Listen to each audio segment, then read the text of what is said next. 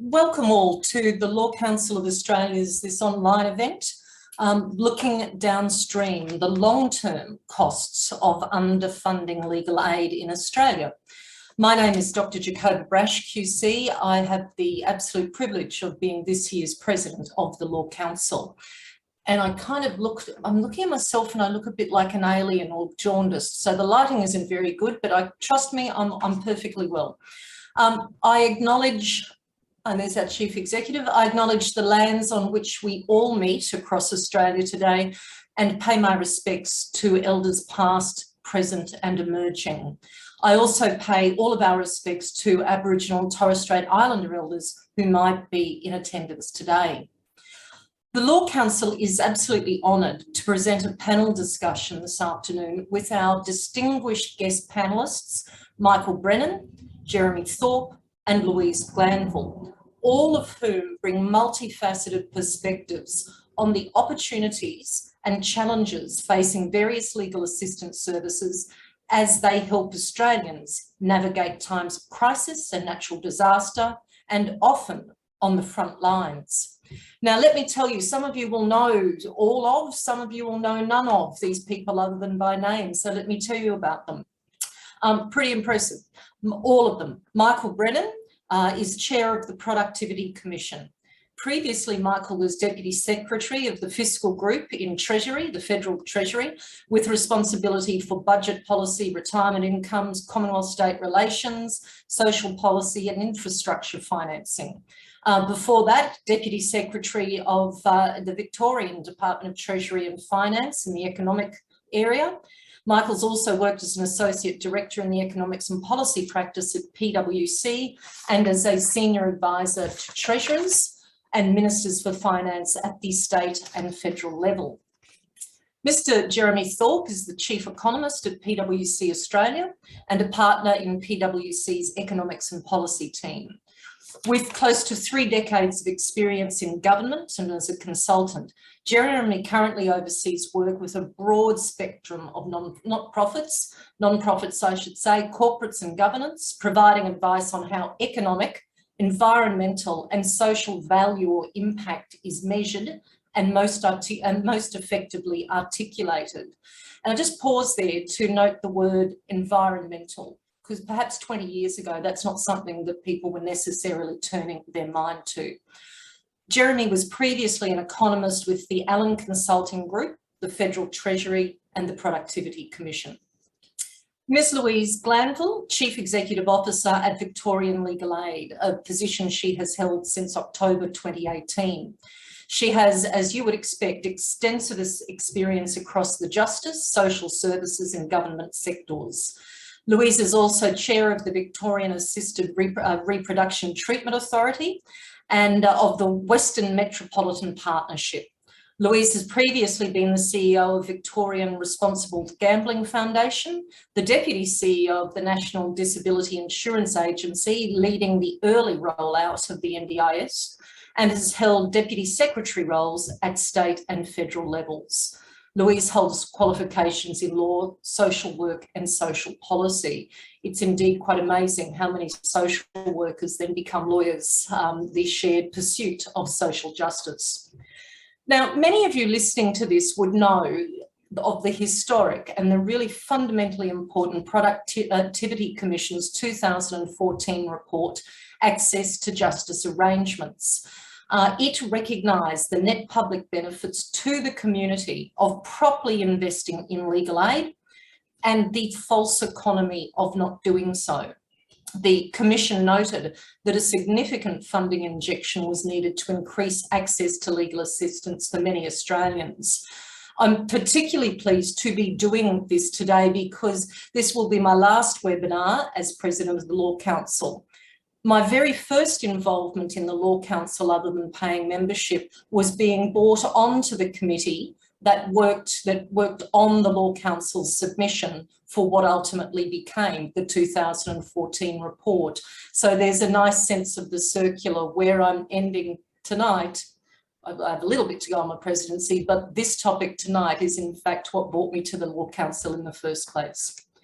Moving on, the Law Council's final report for the Justice Project echoed the findings of the Productivity Commission and revealed a recurring theme of costs that arise or grow when people cannot access justice. Those are costs that are personal, community, social, and economic. The snowball effect is a summary for it. Despite this research-based PwC analysis conducted for the Law Council for us this year shows a continuing trend where the Commonwealth are now only funding about 30% of the legal aid work, leaving the rest to the states and the territories. This is compared to a time when it was a 55-45 split in the Commonwealth's favour and 50-50 splits, which were the case from the mid to the late 1990s. Compounding what are already concerning findings is the fact, of course, that the effects of COVID-19 on crime in Australia remain understudied. I'm sure, however, there are a lot of people developing PhD projects to look at precisely this. Professor Kevin Bell, AMQC, and others have noted that with hundreds of cases affected by public health restrictions in Victoria, and we can extrapolate to other states and territories, and the resulting backlogs, especially in crime, where a jury trial is a hallmark of our common law system, there is a need for further research on how the emergency measures used during the pandemic have impacted on the legal system. And of course, it is most topical to have this discussion now. There will be a federal election next year. There will be elections in other states and territories. This is a critical point for us then to turn our minds, to lift the lid on not just what are the dollars and what does that mean for courts, but the downstream social and economic impacts of Commonwealth funding of legal aid in Australia. What needs to be done to fix the funding shortfall to prevent or curtail these downstream costs. In terms of this afternoon's process, I'm going to put some questions to, and it's obviously a topic near and dear to my heart too. For those of you who don't know me in my day-to-day life, I'm a family lawyer. So legal aid is, and I do child protection and family violence. So legal aid at the Commonwealth level and the state and territory level is something that I have lived with all my life as a lawyer, and the problems when people can't get access to justice. I'm going to put some questions to the panellists. Very happy for people to pose their own questions. Use the, the chat function down the bottom. Use that function, the Q&A function, my apologies. It's the, it's the double little bubble, and we'll get to those as we can. I do assure all of you that no matter how wonderful this is going to be, when it hits 6:30 in daylight times for you Southerners, I'm in Brisbane, I will be calling it to a close because people are giving off their time. Don't start me on why we don't have daylight savings, but I sure wish we did. In any event, let's get started. Louise, I'm going to ask my first question to you. The day-to-day work of the Legal Aid Commission, where do you see in that work the most pressure created by funding shortfalls? And I'll give you a follow-up question as well. Who is missing out on the support that they need? Thank you, Louise. Thanks so much for that question. Look, I think it's really across the spectrum who's missing out. If I can start with your second part first, definitely in the work we see at Victoria Legal Aid, which of course I'm the CEO of, but also I chair National Legal Aid, which is of course all the legal aid commissions around the country. We see the impacts of this on those who don't get access to services. So First Nations people, people with mental health issues, particularly women. You've referenced family law, family violence and child protection. I think this is a particular area of concern for us and for most legal aid commissions. A bit of an enlarging of what we would call the missing middle, so people who aren't getting assisted. I'd complement that by saying our means test is inherently very mean. So progressively we have reduced the scope and depth of the means test at VLA, Victoria Legal Aid.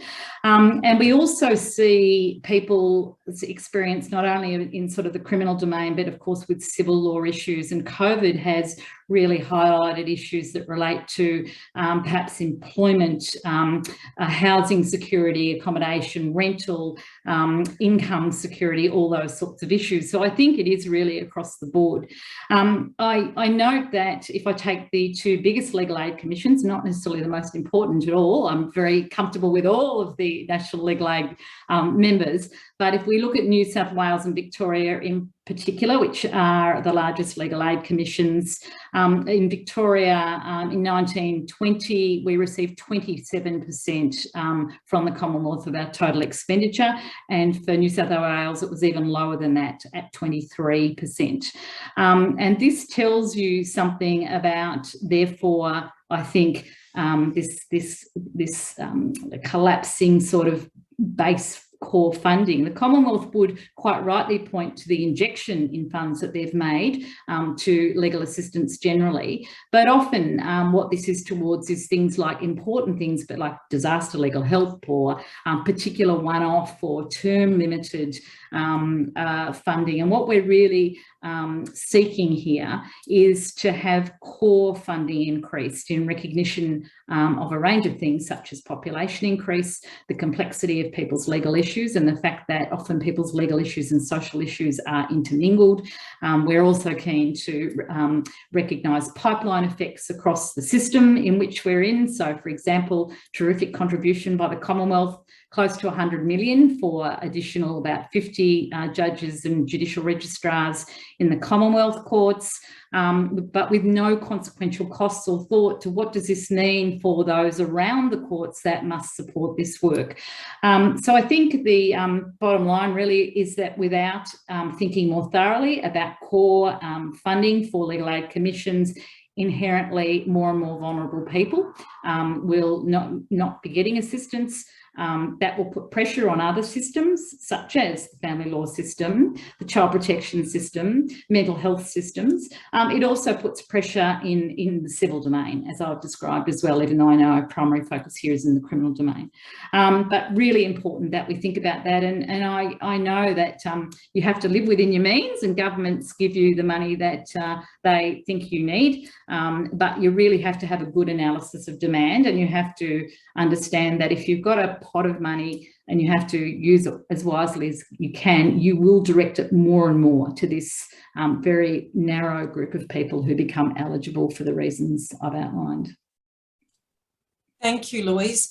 Another one of the downstream focuses, and I know we're looking particularly in criminal law, but you did touch on family and the pressures there.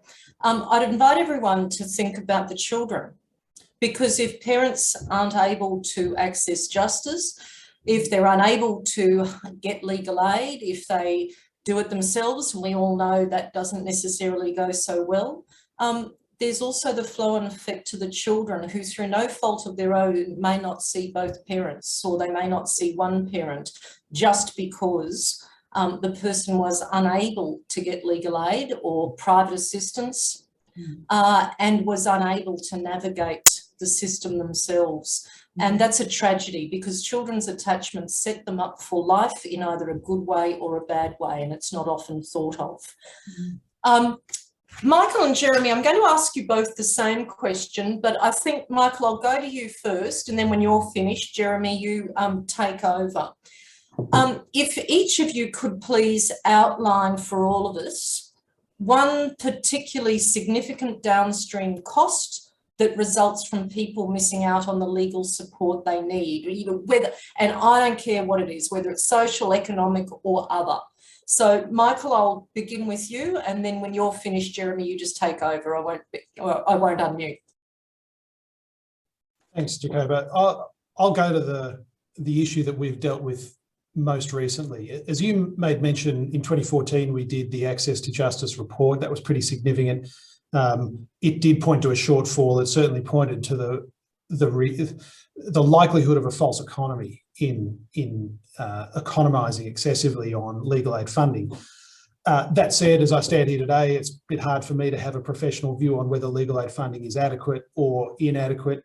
I don't doubt that it could well be inadequate, but it's just not something we've looked at in recent times. But the one thing we have made a bit of a tentative foray into is the question of imprisonment and the policies that go along with it. And I would cite that as a potentially significant downstream cost to a range of issues that we may not be dealing with adequately at the front end.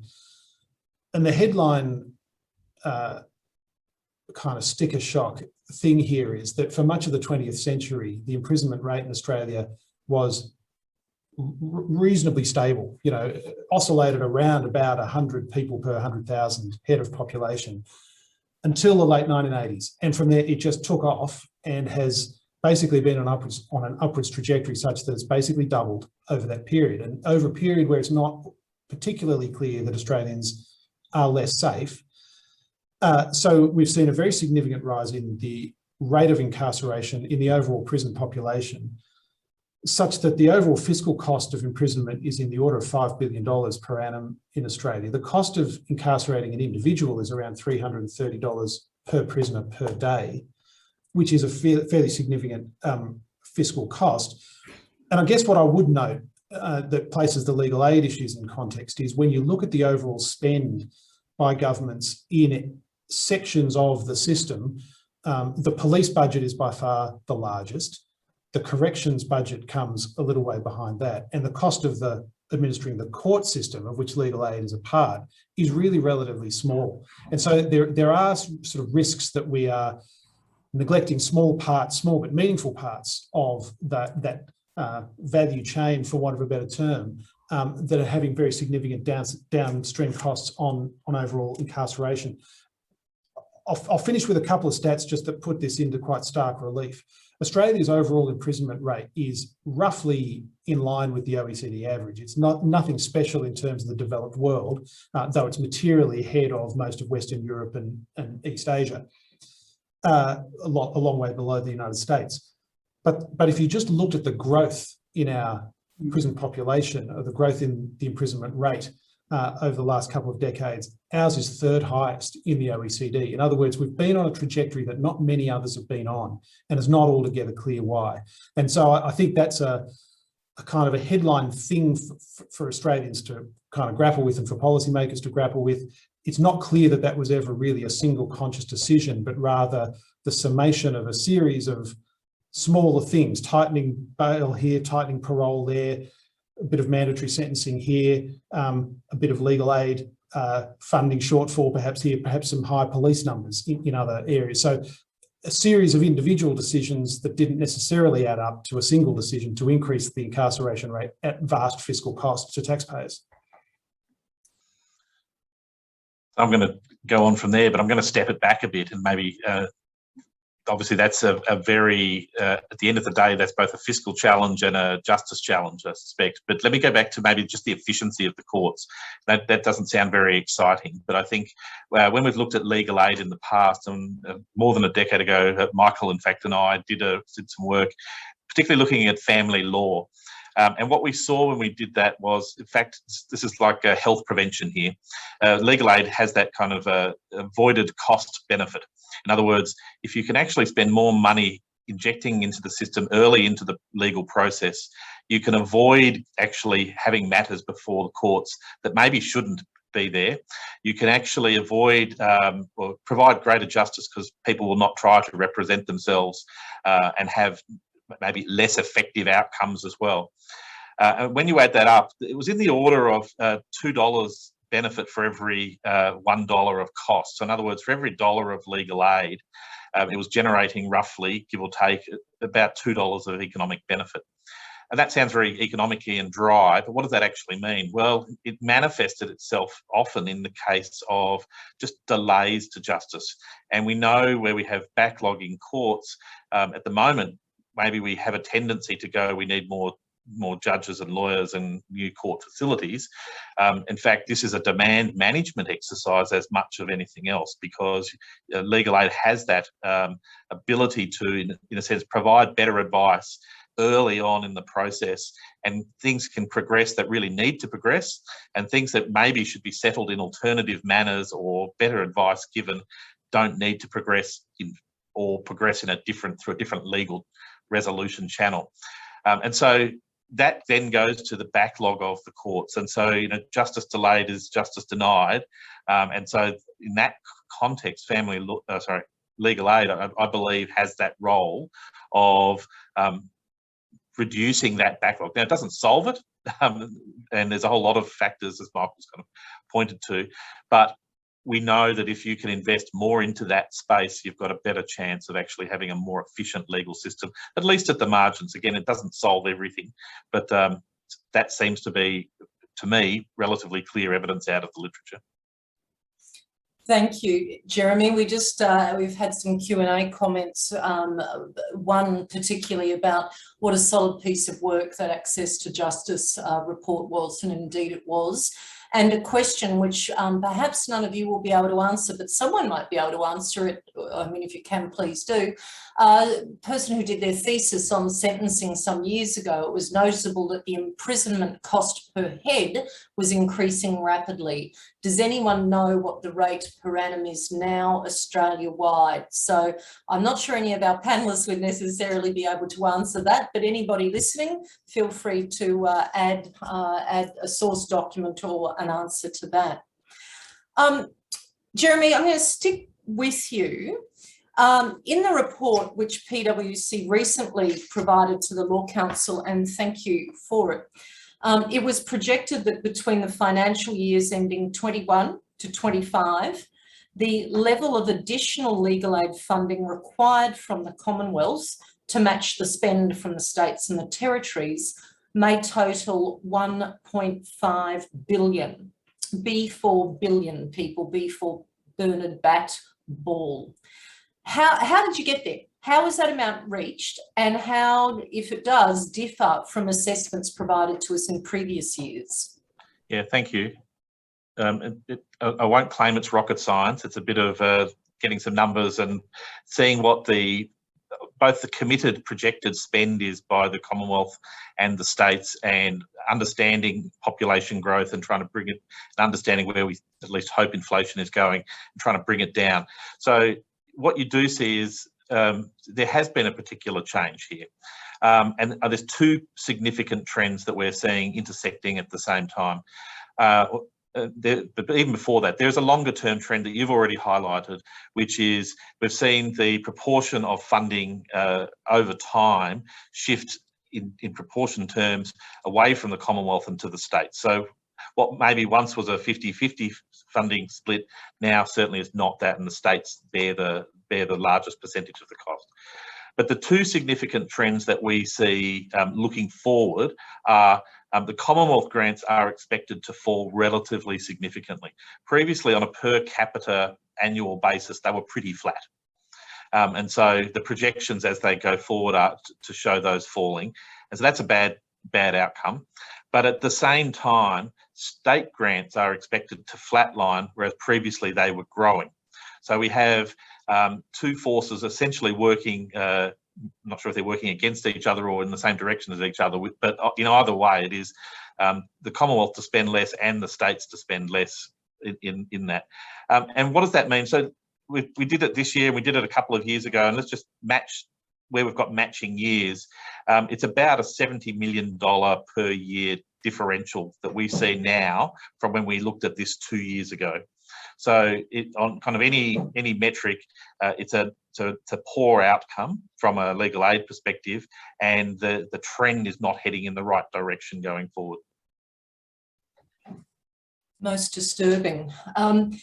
Just indicates something I discovered a few years ago to everybody who's listening. I used to go with a group of Victorian and Queensland judges and barristers in December of each year to give an advocacy course in Bangladesh. And it was, well, it itself was an access to justice thing. And I spent a bit of time understanding their legal system and what happened in terms of legal aid. And it was fascinating. They had a legal aid system, as we would understand it, a government funded.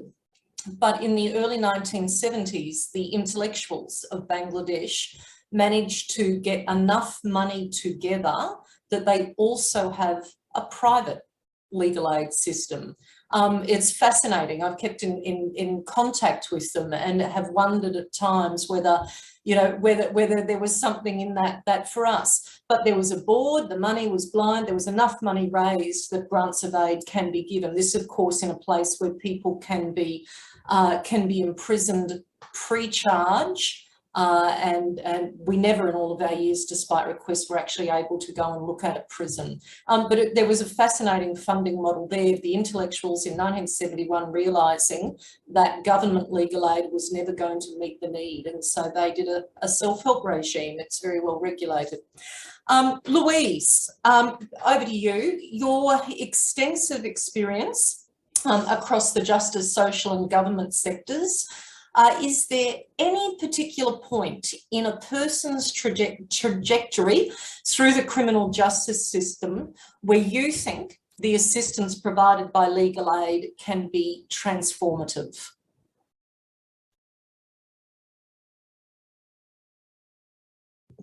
The mute button. In our view, and certainly in my view, the assistance that's provided the earliest opportunity is the best in terms of what it can actually offer to an individual.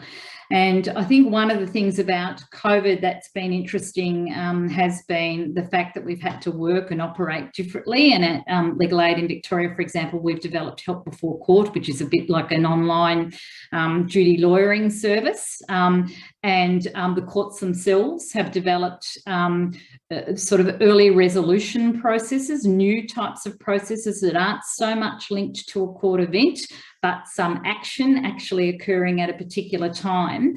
And in most of these instances where issues are identified early, and you I'm sure would know this from your own work in family law and child protection and family violence, where this happens, you have the best opportunity, I think, to be involved in ensuring that a person does not move more deeply necessarily into the justice system.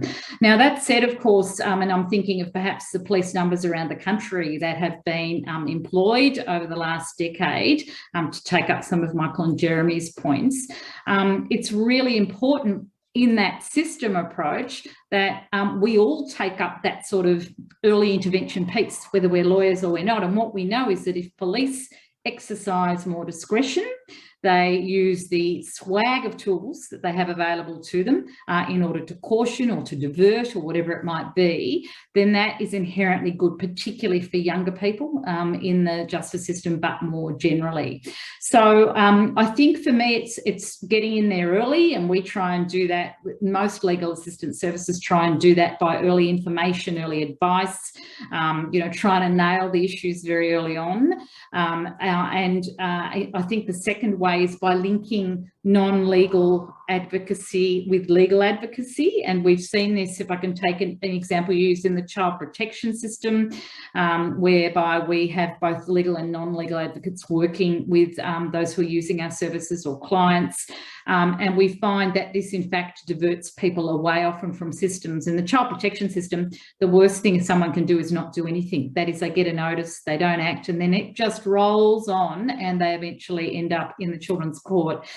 With that sort of connection of legal and non-legal advocacy, people can be assisted to actually take steps in a timely way, and this can have a huge impact. And I think, to pick up on Jeremy's point about the sort of cost-benefit analysis, is we've just done one because we're moving into budget season here in Victoria, well and truly, and a good piece of work that's done by some external people for us has indicated that for every $1 government spends in legal aid, it saves $3 in avoided costs. These are particularly relevant, I think, in those areas of imprisonment, as Michael's been talking about, other systems like child protection, and indeed some of the civil systems as well. I've had a big push this year on asking, and every opportunity I can, asking every lawyer that I speak to look at the whole of the person.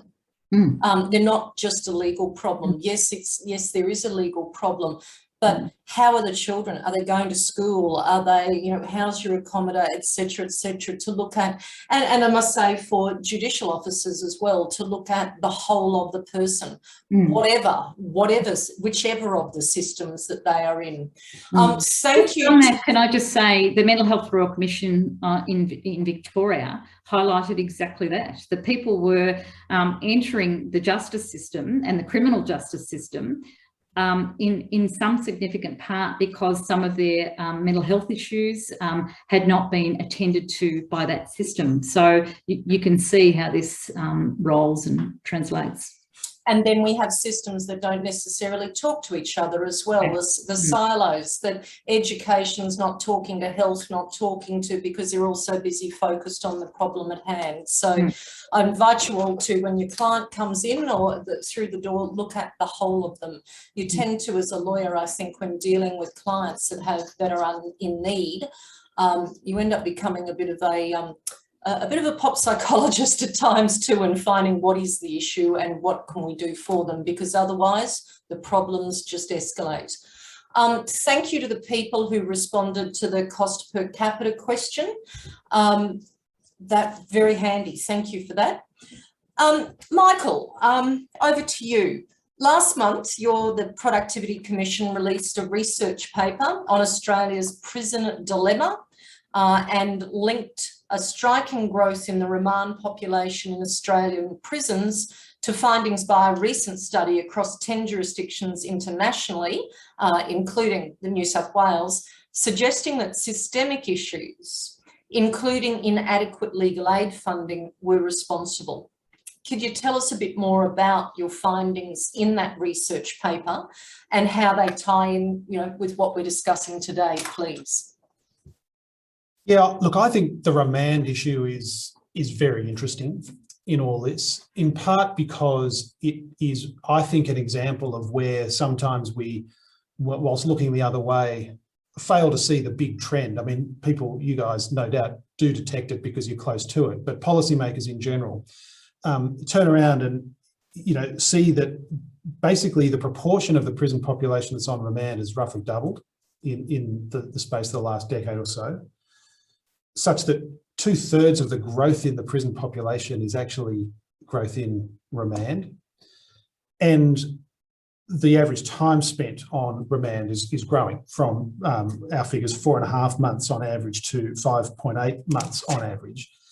And whatever, you know, I cited earlier those figures about where Australia's overall incarceration rate sits compared to the OECD, but we are really high in terms of the share both of the prisoner population, but also the share of the population overall that's on remand. And it just makes one reflect, and particularly in certain states. So overall, it's about 35% now of the prison population is unsentenced. In some states, it's higher, and in some states with some cohorts, it's higher. From memory, I'm going back to our own report, but I think it's over 50% of Indigenous prisoners in South Australia are on remand, not yet sentenced. And so it does cause you to ask the question, are we just running a prison system, or are we running effectively a remand system? And what goes along with that? Does that change the way we want to think about how we're going about it?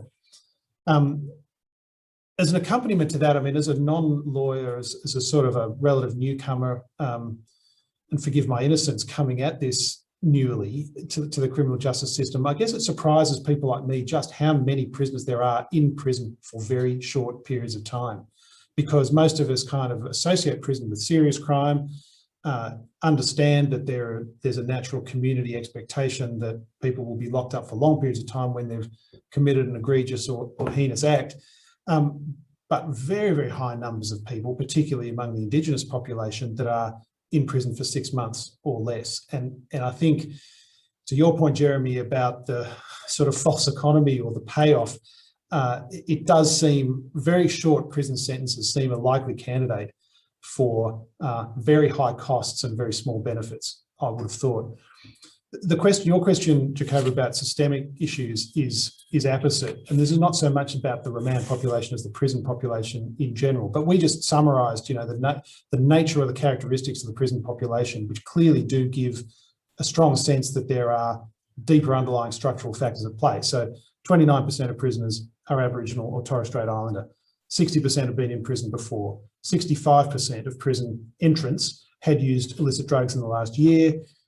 Of the 25 to 34-year-old cohort that's going into prison, 23% of them were unemployed. 78% of that age group going into prison had not completed high school. 5% were sleeping rough or in non-conventional housing, and 2 in 5, 40%, had some history of mental illness. So it does draw out the sense that, you know, this is there are some large structural systemic factors that are driving both the prison population, but which is increasingly, as I say, a remand population. And I just think those are relevant factors for policymakers to grapple with when thinking about what's the right approach. Michael, I want to follow up on something you said earlier in your answer just before this one, that Australia's figures were sort of, you know, flatlined to about the 80s, I think you said, and then skyrocketed. Why? I think it's a really good question. So we've looked at the why, and particularly in light of the fact that overall crime rates weren't rising over that period. So if there weren't as many offenders, or there were perhaps fewer offenders but more people ending up in prison, is that because the nature of the offending had changed? Is it that there's a compositional shift that, yes, there are fewer offenders but there are more violent crimes? Well, that is part of it in some jurisdictions. We found in Victoria and in Queensland that could explain part of the increase in incarceration. In other jurisdictions, it was clear that there was some increase in the likelihood of an offender having been charged being found guilty. That seemed to be the case in the Northern Territory and to an extent in the ACT. But in almost all jurisdictions, there was a higher likelihood, having been found guilty, of a custodial sentence. That seemed to be the overall biggest thing. It was that likelihood, once guilty, that you are going to prison. The average sentence length wasn't necessarily a big driver. It was in some states, but not others. So it was a real patchwork. But I think I'll come back to the point that I made at the outset, that sometimes in public policy there are big choices that are made, and we go into them with our eyes open, and we accept that there's a fiscal cost or some other economic cost, but there's a benefit that outweighs it. I query the extent to which that's true of the decision or the collection of decisions which added up to a rapid rise in the incarceration rate in Australia. I think a series of individual things have made that a reality, but I'm not sure we ever had a really strong community debate about that precise trade-off. And I don't doubt that individual links in that chain were quite popular, but I do feel that the cost of imprisonment appear on many dimensions, but even just focusing it on the fiscal cost alone, that is a conversation worth having. It certainly is. Jeremy, you want to add in? I just, that issue of maybe we haven't made those judgments thinking about the longer term consequences. I struggle to think, when I've seen a regulatory impact statement done maybe effectively, that in say the criminal justice space, where it's actually tried to really understand those longer term consequences. We apply those kinds of frameworks for all kinds of other laws that get made, but possibly not with the same rigour in this kind of space, even though it's exactly where you should be doing that kind of rigour, because the immediate is not the issue. It is the longer term and the compounding costs on not just the incarceration itself, but again, demand for new courts because we've got growing backlogs and so forth. So this is an area where maybe a little more upfront thinking would actually have a big payoff, I suspect. And a lot of the work I've been doing this year on something, Michael, you touched on in what you just said about the absolutely horrendous overrepresentation of Indigenous people in incarceration has been, of course I have journos asking me about, surely we have to be tough on crime, to which my response was, we have to be smarter. We have to look at the reasons. We have to look at, because going into the university of crime, i.e. jail, is not necessarily going to be a productive thing for that person when they come out. But, tough on crime is a slogan we have all heard, and I would be curious to know whether tough on crime slogans were emerging in and around the time when our incarceration rates increased, but there's certainly something to be said for being smarter on crime. I think it's actually useful to think about tough on the causes of crime. Yes. You know, which is another way, and I used to work for someone who used that as a phrase, tough on crime, but tough on the causes of crime, because if you actually look at the backgrounds of people that legal aid commissions assist, as you would know, they are poor, they are vulnerable, they are, you know, they, as I've talked about before, mental illnesses, disabilities, First Nations people, cultural backgrounds. It's predictable and in some ways, and this just reflects that we perhaps have not got the balance completely right. I like that. I'll add that one to my list as well, tough on the causes of crime. They've got a few questions that I'll come to in a minute on the Q&A. Let me ask all of you, and perhaps Louise, you can begin. We've talked in this first 3 quarters or thereabouts of our webinar about the downstream costs of funding of legal aid. I'd like to discuss for a moment decisions made further up the stream and their impact on legal aid. For example, when changes are made to the courts or when new legislation is introduced, creating new avenues for resolving legal issues. Perhaps, Louise, you can give us some of your thoughts on how the different parts of our system support each other and the importance of considering funding applications throughout that pipeline.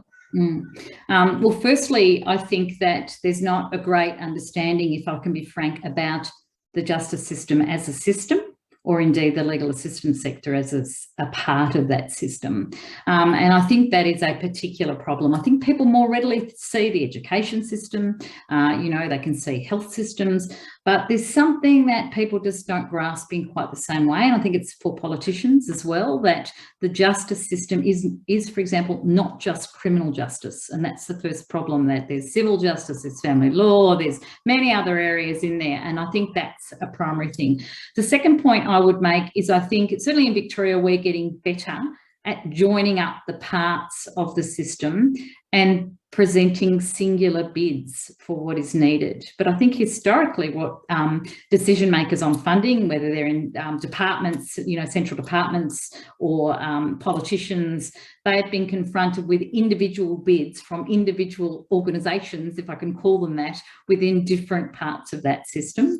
And I think we've got to get much better at a collaborative way of working. I totally respect the independence of the courts when I'm saying that, but I do think that court bids need to be informed by all that sits around it to support what the court is wishing to do. And that includes from the prosecution side, from the defence side, from police, from corrections, you know, from all of those particular components. So for me, it's a bit of a problem with the conceptualisation of the system, the working together of the system, and the fact that very few governments have developed demand-based funding models to actually think about what a funding regime would look like that isn't perhaps just a yearly allocations or allocations across forward estimates, but actually looks at triggers for what should encourage resources to be put into other parts of the system as well.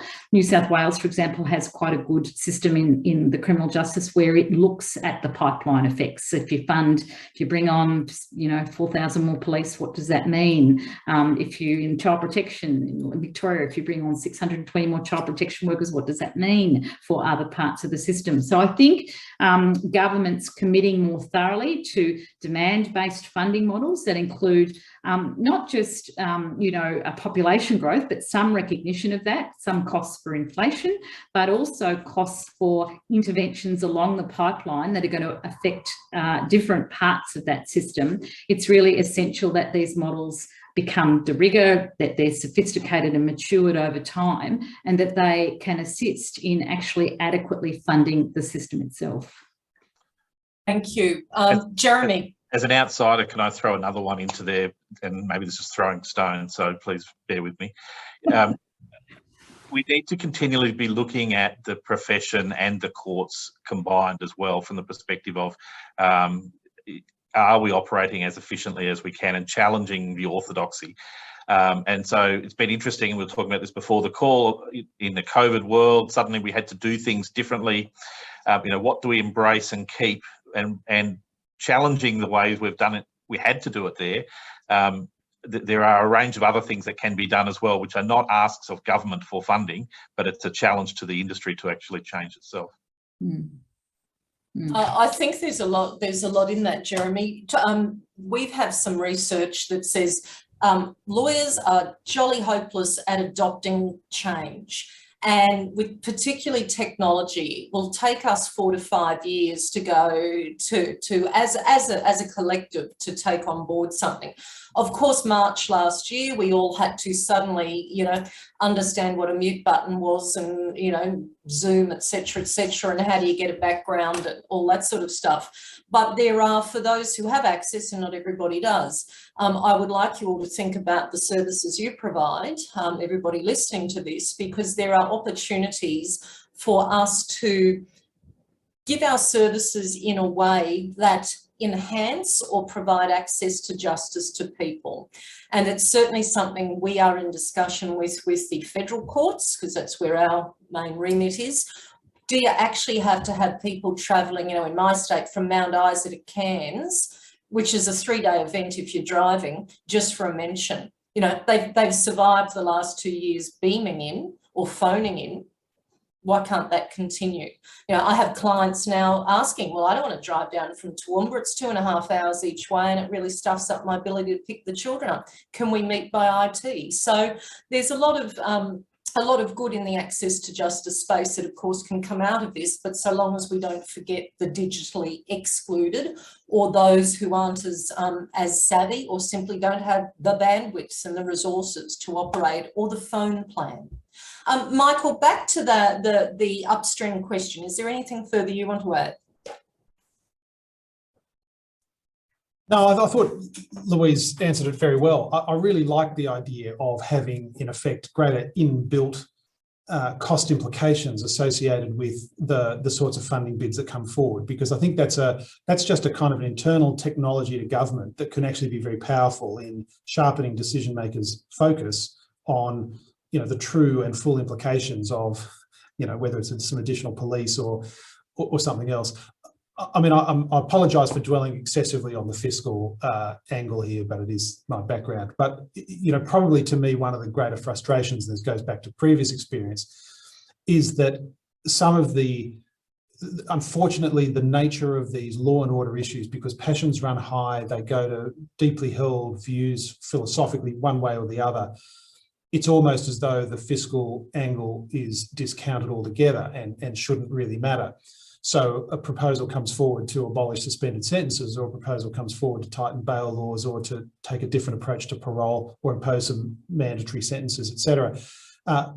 In any other field of government activity, that would be the subject of rigorous budget scrutiny.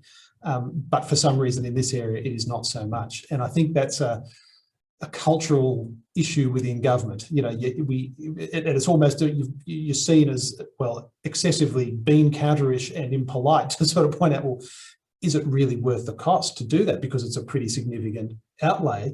What are you getting for that? But that's commonplace in health, education, and other areas of service delivery. So I just think, to some extent, normalising the sort of fiscal consideration of some of these issues would make a big difference. I'm going to ask a question that's come from the chair of our Access to Justice Committee, Mark Woods, and it's because it's related to this. The Law Council's policy, so our policy on justice impact statements, would require, and he says, using quote unquote, law and order politicians to directly address the effect upon the community of harsher bail laws. And Mark says, does anybody have any comment about that? Jeremy? I think Michael and I were saying the same thing in different language, which is what you're saying with a legal twist to the language, which is we need to be making these judgments transparently with the full range of costs. Now, when you're adding police or other things that cost money, it's an easier exercise than when I'm changing the law or a threshold or a behavioural issue in the law that has legal implications. But we need to have that broader sight beyond just putting on spending on things to changing legal obligations and legal thresholds. So Yes, and I think we've got those processes in government, but we just downplay them when we are thinking in this context. We do it for some elements, but not others. So, you know, if you try and change the speeding from 60 to 40, the costings get done. But if you change it from possession of a certain quantity of drugs, I'm not so sure the same level of analytical rigour will sit behind it, because, as Michael said, it becomes a political issue with passion behind it, and a law and order issue rather than a rational issue. But the economists are very good at saying it should be treated as a rational issue, but we know life's not like that. Louise, you're unmuted. Do you want to add? Yeah, just briefly, and thank Mark for his question. I think regardless of whether it's, you know, bail laws, say in Victoria, or whether it's new fraud offences federally or terrorism offences federally, once those are being created, then there are going to be costs attached to those. And I think it's sort of it's quite confronting when you realise that people don't factor in the costs of that, you know, and particularly for the Commonwealth. The Commonwealth runs the expensive Commonwealth Criminal Cases Fund, which it really funds state and territories to run those matters, but they're prosecuted by the Commonwealth DPP. These matters and the offences that are brought are often new and take time to learn and understand. They're big, they're multi-party in a big way, they're very complicated. The disclosure is often complicated. The amount of materials and the digitisation now of evidence and how much you receive is hugely complicated. So the creation of these types of offences necessitates an understanding of what it's going to mean to actually prosecute them and defend them, and what's going to happen as a consequence of that dollar-wise. And I think those things are really not to be avoided. They're to be looked in the face. And I, you know, clearly agree with what Michael said. It's so important for governments to understand that when they do something like that, there is a financial cost to everything, and sometimes it's very, very considerable, and it will escalate as you do when you could see new offences created. I'm going to, we've got a question here which was very similar to the last question that I was going to ask you all. So I will instead not use my dot points, but those from Elizabeth Shearer, who's the president of the Queensland Law Society, and she writes to all of us. It seems we now have the evidence base about the importance of adequately funding legal assistance and legal aid. Tick, I think we'd all agree with that. The economic case has been made for additional funding, yet it doesn't come. Do the panellists have any reflections on what else we need to do? You know, is it gathering more evidence? Is it presenting the evidence differently? Is it something else? And I'll tie that in as well. And this, I think, this will take us to the 6:30 mark. And I'll tie what Elizabeth says into what I was going to ask you. We've got a federal election around the corner. What's the language? What are the messages we need to be using that will actually attract attention? Who wants to go first? Oh, don't all rush me.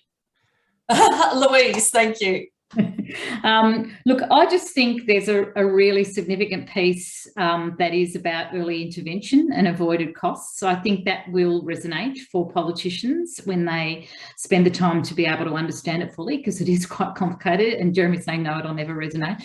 But I do think that there's a view of lawyers that, you know, we're all ambulance chasers, that we're the tertiary end, we pick up things when they're falling off the cliff, but there's not this recognition of the diversity of roles that lawyers play, and the fact that if you intervene early and at the appropriate time, there are significant savings across all systems, in my view, from my experience and the evidence that I've seen, for legal aid to be adequately funded and for those avoided costs to be used in other ways. Some people would say, well, they're not savings if they're avoided costs, and I think there's lots of things that you need to think about and move forward with. But I do believe that the early intervention piece is critical, and I think that's something that we probably don't, and I'm using myself as an example, just don't attend to enough in terms of the advocacy we might do. Can I say the other area in the civil domain, I think it's really important that we take individual matters and run them as strategic litigation too, in order to make the point. So the best example from legal aid Victoria in recent years is robo-debt, and where we were seeing in an early way people ringing our advice line and saying, I've got this debt notice, I don't know what it means. This was progressively becoming more known to us, and rather than deal with each of those people individually, we looked for the right person to be able to take some strategic litigation to the federal court, to the AT and the federal court in relation to robo-debt, and that was successful. So the bundle of people that we could have assisted, maybe many hundreds or thousands, turns into many, many more, and the outcome is much more significant in terms of recognising for all governments around the country, but particularly for the federal government in this instance, that the collection of debt has to be done legally. I'll come to you in a minute, Jeremy, because you were shaking your head. Can I just, to everybody listening, have a bit of a self-promotion of the Law Council? Louise touched on when she started that answer. I'll stop giggling, Jeremy. Louise, when she started on that answer, said something that's very important, that people don't necessarily understand what we do as lawyers. We're ambulance chasers, et cetera, et cetera. We published last month, I think it was, the Law Council, what's called the Lawyer Project. And it talks about the value of what we do as lawyers. You know, economically, we made traded commerce flow, pro bono work, but our community service as well. So for everybody listening, if you Google search, you know, Law Council Australia Lawyer Project, you'll find it there. And indeed, Georgina Costello, SC, who ran the robo-debt, she's featured as one of the cases, or not ran it, was counsel, and it was, in part of it is featured there along with of other real-life lawyers who make a difference. So I commend that to you, because you should feel very proud of what we do as lawyers. Now, Jeremy, you were an equal part shaking your head at one point and nodding at another. Louise is absolutely right that the issue is the avoided cost issue. And I think the evidence is there. But you're no different to the health sector. So preventative investment, they're in the same boat. You know, we can solve a whole lot of illnesses if we just funded certain things upfront in a strategic way. You're very similar. There's sticker shock when we say, Commonwealth, you've got $1.5 billion shortfall. I come back to, are there ways which we can test things quickly at a smaller scale that have really shown evidence base in a more meaningful way that can then be scaled? To me, you're not going to solve this overnight, and so you need to break it down into small chunks. Louise, are you unmuted? Oh, no, I was just going to say, really support the use of evidence for what we're saying. And we have a lot of it, and it's about getting better at collecting that data, analysing that data, but more importantly, using it for good advocacy purposes and to demonstrate what's happening on the ground so people can actually see it. Michael, I'll go to you for the final comment of this panel session before I wrap the matter up. Is there anything you want to add about what should we be doing differently? So I'll tread carefully, because I am an Australian public servant, so beyond my remit to provide advice as to how you can lobby government. Obviously, I'd be off message if I didn't say, evidence is important. I think the fiscal cost issues are going to loom large, and I think they have the potential to appeal to a broad cross-section of the community. But I do acknowledge it's tough, and it goes to Jeremy's point, a lot of things can't be sort of solved overnight. I think particularly on civil matters are probably a bit different, and I know lawyers probably have the reputation for being a bit litigious, and that's not something that the general community wants to encourage. But maybe somewhere in that missing middle, there's something that's a little bit more attractive to a lot of people around what's the potential for assistance to legal representation and advice that is meaningful for them. In the criminal jurisdiction, it is tough, in part because we can talk about the fiscal cost, the avoided cost, et cetera, and that's real, and I don't want to deny that. But some of this is just a principle, so there will be, the vast majority of people who are, before the magistrate's court defending themselves in a criminal matter will ultimately be found guilty. A portion of them will go to prison. Part of what you've got to defend here is the principle that they need strong legal representation, even if they are guilty and even if they ultimately do deserve a custodial sentence. that there is an important principle in ensuring that they have adequate legal representation to prevent a kind of an egregious miscarriage of justice, or just to make sure that the right decision gets made. And I think that's hard because it's a matter of principle, and it's just inevitably hard to quantify and that sort of thing. So I don't deny it is difficult, but you know, a lot of smart people around, so hopefully it can be worked out. There are other questions we're simply not going to be able to get to because I promised we'd finish on time. So we're going to have to bring it to an end there. I would like to absolutely, sincerely, completely thank Michael, Louise and Jeremy for giving of your time and giving of your time in such a forthright manner with your insights today. We are all indebted to you. I hope people in watching land have found this valuable, and certainly some of the comments and the questions would seem to indicate that was so. Finally, I would like to thank the Law Council's Access to Justice Committee, chaired expertly by Mark Woods, who was one of our questioners today. They drove this online event. They maintain a strong, profoundly strong commitment to progress in this important area for the Law Council. So I thank you all for beaming in. I thank you for the participants, and I thank the Access to Justice Group Committee, and I wish you all a good night. Thank you.